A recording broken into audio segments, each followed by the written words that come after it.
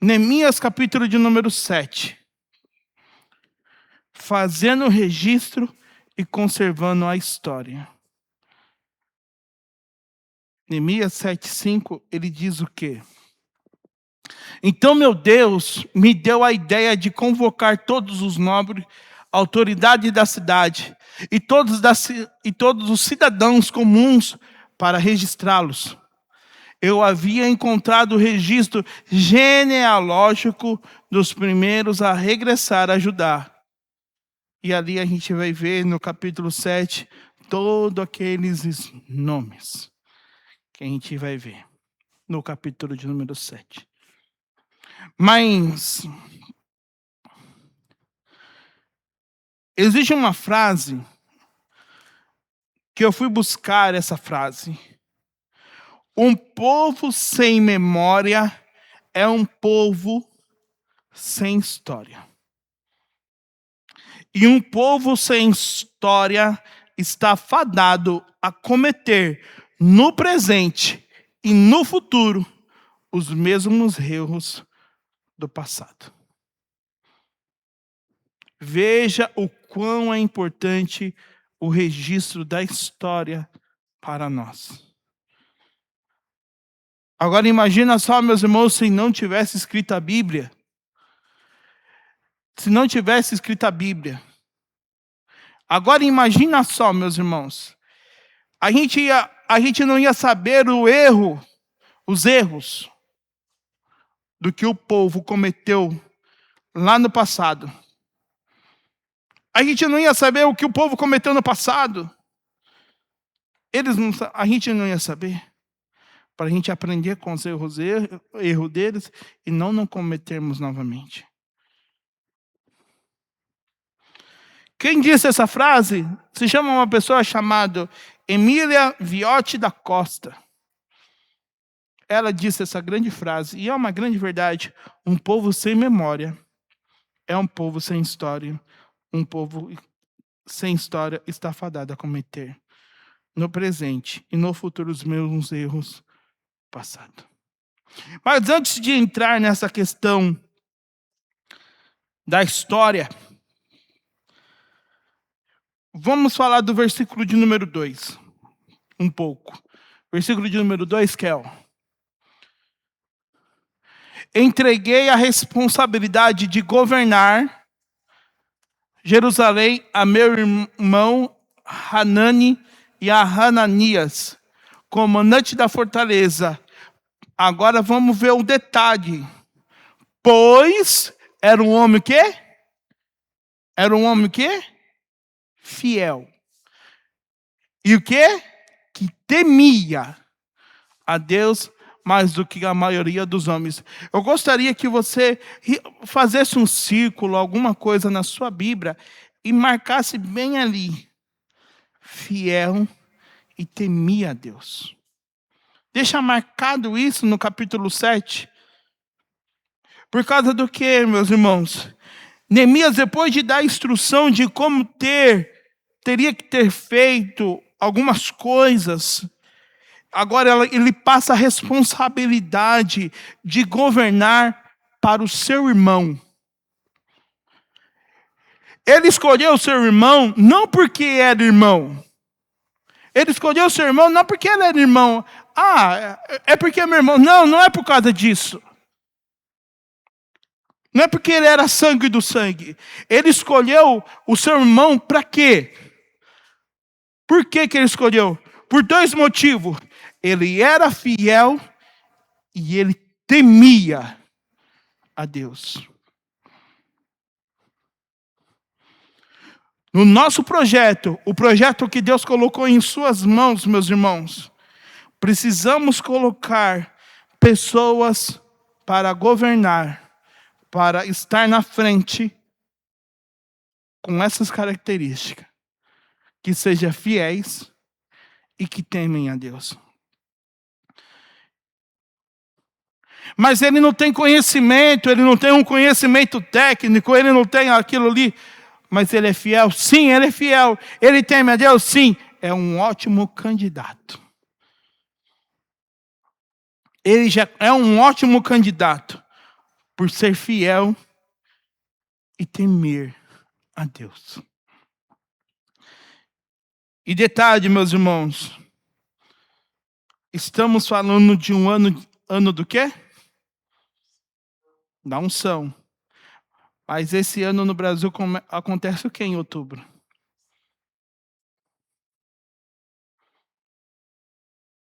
Em outubro tem eleição. Veja Neemias reconstruindo os muros, reconstruindo a cidade. E ele não coloca qualquer pessoa para governar a cidade, a Jerusalém. Ele coloca uma pessoa o quê? Fiel, que temia a Deus. Outro detalhe, mais do que a maioria. Estamos nesse ano, em outubro, iremos ver muitas coisas sobre política, já estamos vendo já. E precisamos colocar pessoas no poder para governar, porque nós somos o povo que elege eles. Para governar homens. Eles não têm algo técnico, mas eles estão lá, mas são fiéis e que temem a Deus, mais que a maioria. Opa, é nisso que eu preciso voltar. E eu não estou falando aqui de partidarismo, não. Eu estou falando de homens e mulheres que tenham isto, que governam a cidade, Jerusalém, homem fiel, que temem a Deus mais que a maioria. Precisamos colocar pessoas para governar o nosso Brasil, para governar a nossa nação, que temem a Deus e que sejam fiéis. Veja o que Salmos 33, número 33, 12 diz. Há um salmo bem conhecido que diz: como é feliz, bem-aventurado, abençoado, abençoada é a nação cujo Deus é o Senhor, cujo povo ele escolheu para lhe pertencer. Pessoas que pertencem a Deus, um povo que pertence a Deus, tem que saber colocar pessoas para governar, que também pensam em Deus, que é fiel a Deus, que temem a Deus.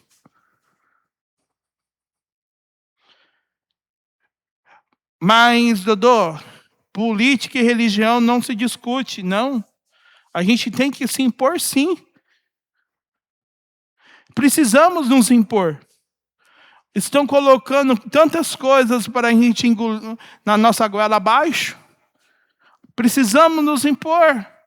Não, eu não concordo, porque isso daqui fere os princípios da palavra de Deus. Fere os princípios da sua palavra.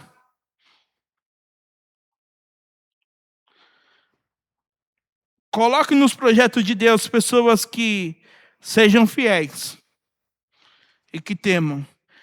E que vocês possam votar também em pessoas dessa mesma forma. Iremos ver tanta gente mudando de uma hora para outra, virando santo, né? Aquelas pessoas sabor crente. Mas não caia nisso. Analise o seu candidato, veja se ele realmente é fiel.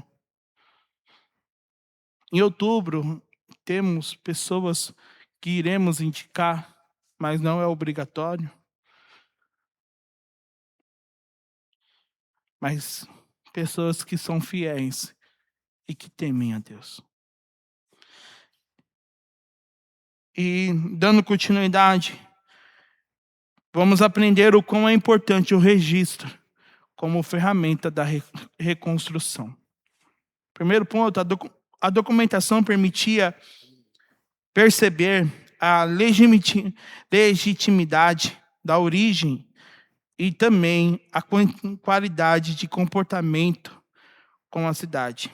Permitia também a tomada de algumas decisões importantes, como separar os estrangeiros de judeus, por aqueles que não queriam o bem de Jerusalém.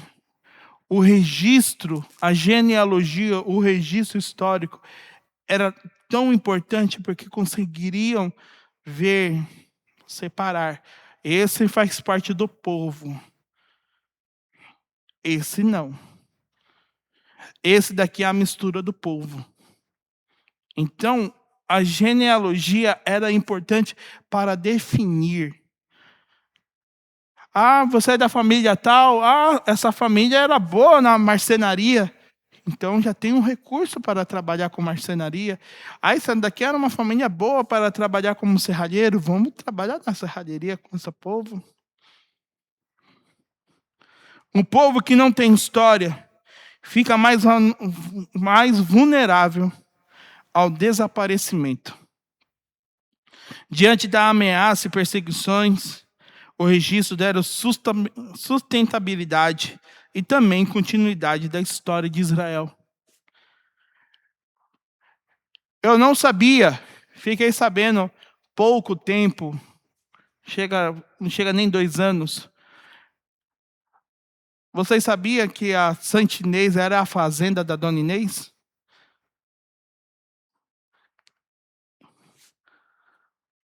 Lá era a fazenda da Dona Inês, quando os índios escravos, que eram escravizados, eles fugiam, ela acolhia todos eles. Se você for ver, é muito grande aquela região da Ponte da Santa Inês, porque lá era a fazenda da Dona Inês. Veja o quão é importante a história. De você olhar que Mariporã, ela tem uma história. Que debaixo dessas águas tem um vilarejo. E tem buracos mais de 90 metros de profundidade.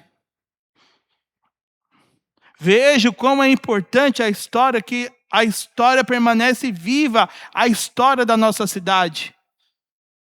Do povo de Israel é a mesma coisa, quando a gente vê a genealogia. Esse negócio de genealogia é importante.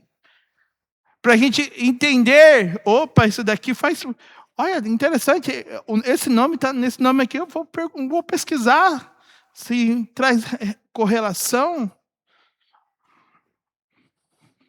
O registro demonstra a importância da perseverança. Quer dizer, a importância da preservação da herança espiritual e da continuidade da comunidade da fé. Conhecer a própria história e identidade espiritual fortalece a fé e o senso de propósito. Recordar a ação de Deus na história fortalece a nossa esperança. Quando a gente vê fulano de tal, Beltrano, Cicrano, e a gente vai vendo lá, a gente vê que Deus, Ele não terminou a sua promessa, Ele continuou as suas promessas até chegar em nós.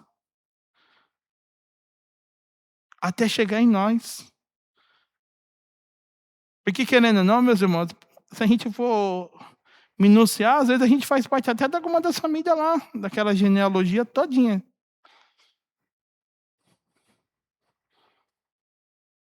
O importante da história. E nisso, dessa questão da história, a gente vê uma coisa muito importante, chamado uma palavrinha. Kel, deixa eu ver aqui.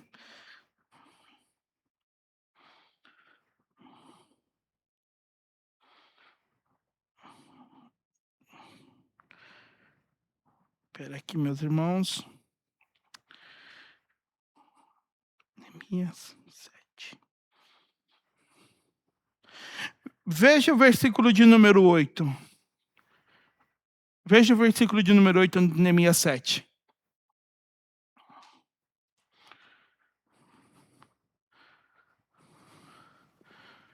a palavrinha do quê? Da? Versículo 9. Da? 10. Da? 11. Da? 12. Da? Sempre existe a palavra o quê?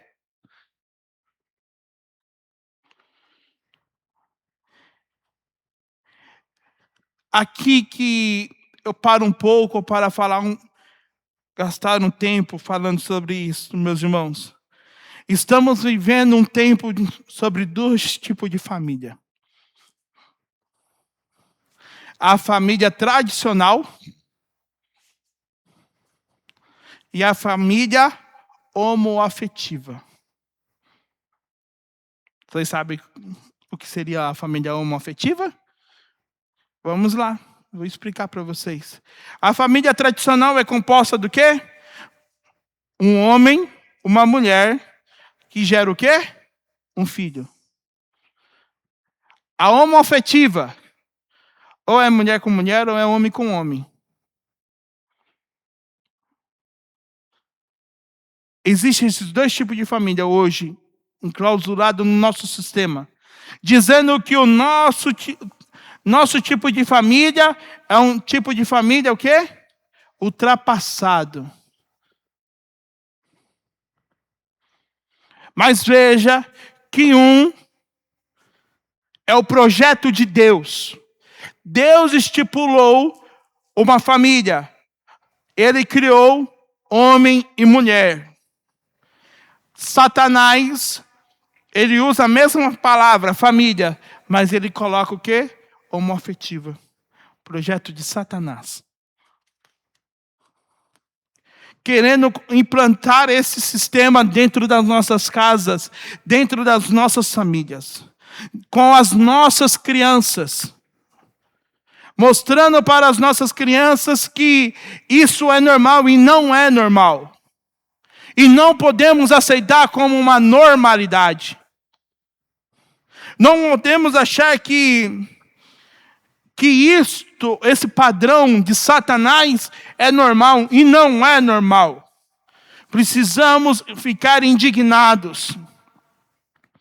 O projeto de Deus é constituído pelo pai e a mãe que gera uma família, que gera filhos, da família de Elão. Da família de Elão teve 1254. 254 o quê? Famílias. Constituída como? Homem e mulher. E Satanás quer implantar isso dentro das nossas mentes, dizendo que é algo normal e não é normal. E se passar disso, do projeto de Deus perfeito, é de Satanás. Porque o projeto de Deus é o quê? Pai, mãe, homem, mulher, que é igual filhos. A família é importantíssima e é a base da sociedade. Um povo que não valoriza a família, onde a promiscuidade é tamanha, a tendência é que diminui a sua população e fique fadado ao desaparecimento. Queridos irmãos, é a mesma coisa. Temos homem e mulher, mas não tem nenhum problema de ter animal, mas um animal não é um filho. Um animal não é um filho. Deus colocou nós para governarmos sobre os animais, não os animais governar sobre nós. E vemos hoje dentro da casa de muitos, aonde o animal é que manda.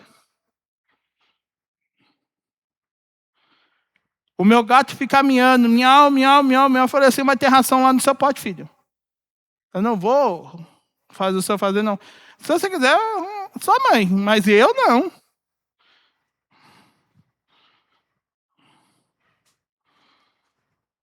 Não podemos colocar animais como filhos, idolatrando como filhos.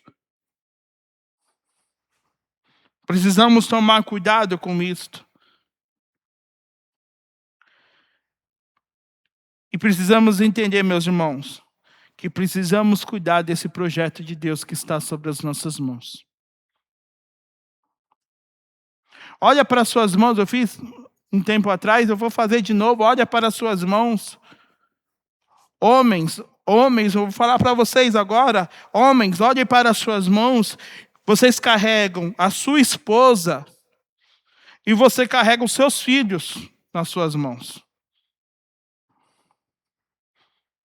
Vocês carregam... a esposa de vocês não é sua. O filho de vocês não é seu. É de Deus. Você está cuidando de algo de Deus, do projeto de Deus que confiou em suas mãos.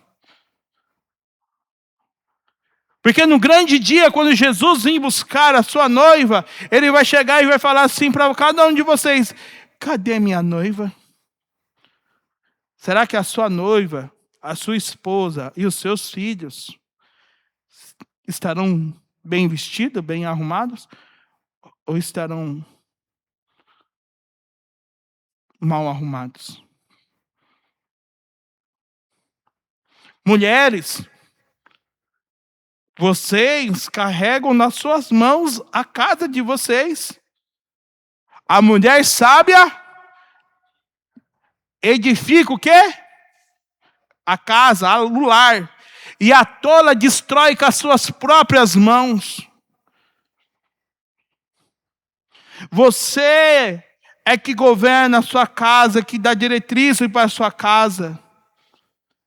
É uma frase que Elizabeth falou um tempo atrás e marcou a minha vida, o meu coração, que eu dei uma casa para ela.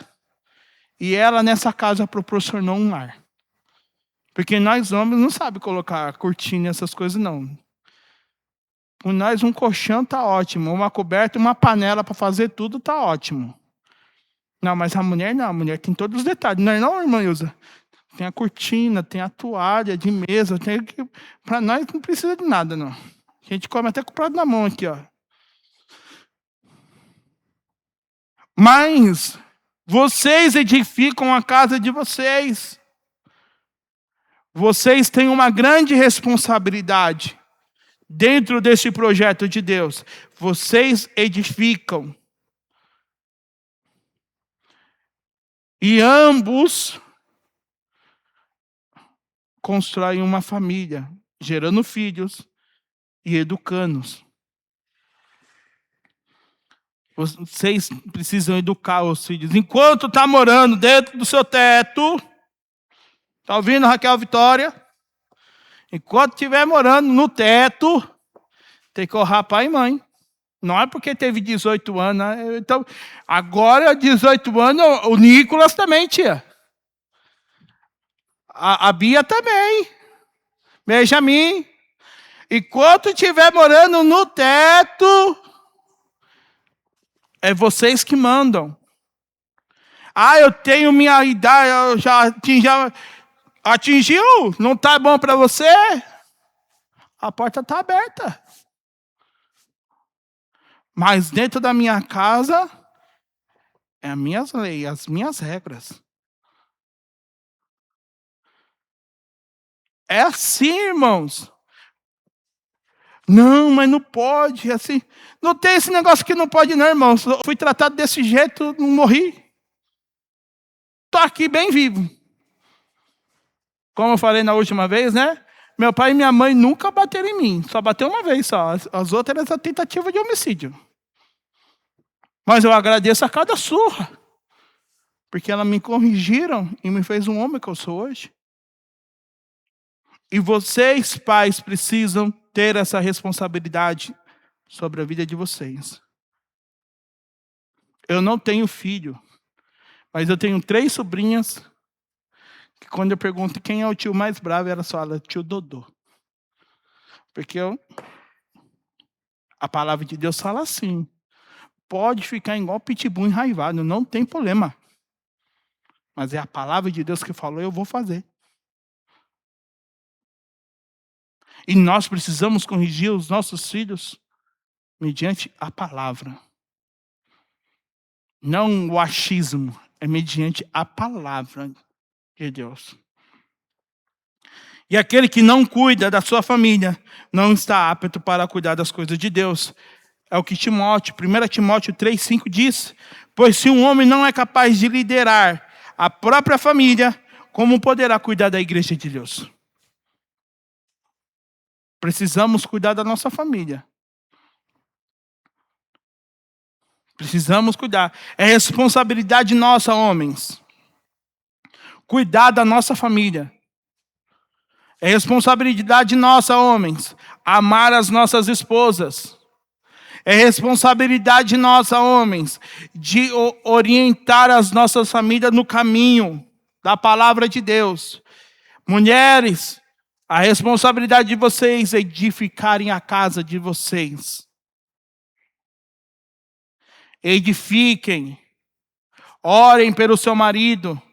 Orem pelos seus filhos. Declarem a bênção do Senhor sobre a casa e o lar de vocês. Por último, a identidade, genealogia e pertencimento. O registro nos mostra que temos uma identidade, pertencemos a alguém. Se você olhar para a sua genealogia, você vê que existe uma identidade e um pertencimento. Agora, olhando para a pessoa que você é hoje, consegue perceber que você pertence a alguém muito maior e melhor do que o seu próprio pai e sua própria mãe? Todos nós sabemos de quem eu estou falando. Estou falando de Jesus. Quando entendemos que pertencemos a Ele, entendemos que todo o mal que pairava sobre a nossa genealogia, da nossa família, acaba em nós. Na família de Elizabeth tem uma coisa muito demoníaca, que é a questão do divórcio. Todas as tias e até o próprio pai já divorciaram. Aí eu olhei para a cara dela e falei assim, na minha não. Acabou em você. E não podemos deixar que a genealogia e o mal da família venha pairar sobre as nossas. Temos autoridade de expulsar. Temos autoridade para expulsar toda intriga, toda contenda. Precisamos nos posicionar. Minha família vem numa questão de fumo, vem numa questão de bebedeira, e eu estou seguindo o ramo da família. Não, em você, no nome de Jesus, para. Você tem que declarar, e na minha família, não. Na minha família vai acabar. Na minha família vai ter a genealogia, mas com Jesus sempre ao lado da minha família. E precisamos declarar isso na nossa vida. Você crê nisso na sua vida? Você acredita isso na sua família? Não podemos aceitar. É briga família, briga família, briga família, briga família, briga família, briga família, briga família. Toda vez é briga. Na nossa vez tem que parar.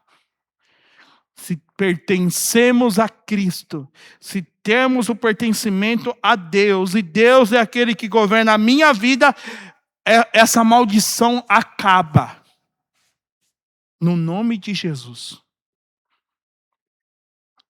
Para concluir, meus irmãos, a genealogia presente no texto traz uma história, um pertencimento, e que Deus não deixou de cumprir as suas promessas.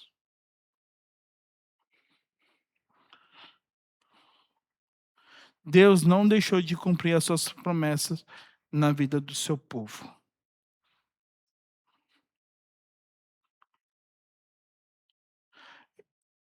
Ele não fez a promessa que o povo ia entrar na terra prometida? Entrou na terra prometida. E mostra todas as pessoas que entraram na terra prometida. Ele prometeu, ele cumpre. A genealogia, ela mostra que Deus prometeu, Deus faz. Amém? E uma coisa importante, meus irmãos, foi a oração da nossa querida Leonor Stevanato, no domingo pela manhã, que ela orou pelas crianças. E aquela oração eu achei fantástica. Ela repreendendo todo o TDAH, todo autismo que vem da parte de Satanás nas vidas das nossas crianças. Homossexualismo que entra dentro das casas imperando, repreendendo. E nós precisamos repreender isso dentro das nossas casas também, em nome de Jesus. Existe a doença? Sim. Mas muitas das vezes Satanás que fica colocando na cabeça. E precisamos expulsar. Precisamos expulsar. Precisamos, homens. É uma palavra muito forte para nós homens. A gente precisa ter um posicionamento. Precisamos nos posicionar dentro da nossa casa. Se a gente está vendo algo de errado dentro da nossa casa, a gente já tem que dar um grito. Ei, aqui não. Aqui existe um homem, um sacerdote. Ore, expulse. É na autoridade do nome de Jesus. Não deixe que Satanás impere dentro da sua casa, dentro do seu lar, dentro da sua família. Expulse. No nome de Jesus. Porque Satanás, ele quer destruir o projeto perfeito de Deus. Achando que tudo está normal e não está normal. Não está nada bem. E precisamos, na autoridade do nome de Jesus, começar a ter ousadia, autoridade. No nome de Jesus. Amém, meus irmãos? Vamos orar? Senhor, oramos ao Senhor, oramos a Ti, sobre esse ensinamento, sobre essa palavra, sobre as nossas vidas. Deus, nos ensina a ter posicionamento. Que venhamos nos posicionar como homens e mulheres dentro da nossa casa, dentro da nossa família. Que a gente não venha achar normal o sistema que este mundo está estipulando sobre nós. Não existe uma outra família.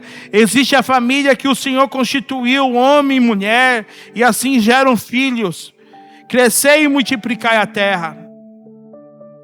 Senhor, que todo Satanás, todo demônio que impera dentro das casas, Senhor, dos meus irmãos, sejam aniquilados agora pelo poder do nome de Jesus. Toda intriga, toda briga, Senhor, toda contenda, eu repreendo agora pelo poder do nome de Jesus. Marido e mulher que não se conversam há muito tempo, filhos que não conversam com os pais, seja repreendido agora todo demônio da contenda, em nome de Jesus. Você não tem poder dentro da casa deste homem, dessa mulher, em nome de Jesus. Que todo espírito, seu nome de Jesus, de homossexualismo, caia por terra agora em nome de Jesus, dentro das casas dos meus irmãos. Esse sistema que coloca e implanta dentro das famílias, seja repreendido agora pelo poder do nome de Jesus. Que haja salvação, que haja libertação, que haja restauração pelo poder do nome de Jesus. Que a graça do Senhor esteja pairando sobre os lares dos meus irmãos. sobre as famílias dos meus irmãos, Senhor. Em nome de Jesus Cristo. Que o Senhor venha abençoar, Senhor, a vida de cada um dos meus irmãos. Venha os levar em paz e segurança. Venha dar um descanso do justo para cada um deles. E um restante de semana abençoado. Pelo poder do nome de Jesus eu te peço. E eu te agradeço. Amém. E graças a Deus. Amém, meus irmãos. A paz do Senhor Jesus. Que Deus os abençoe em nome de Jesus.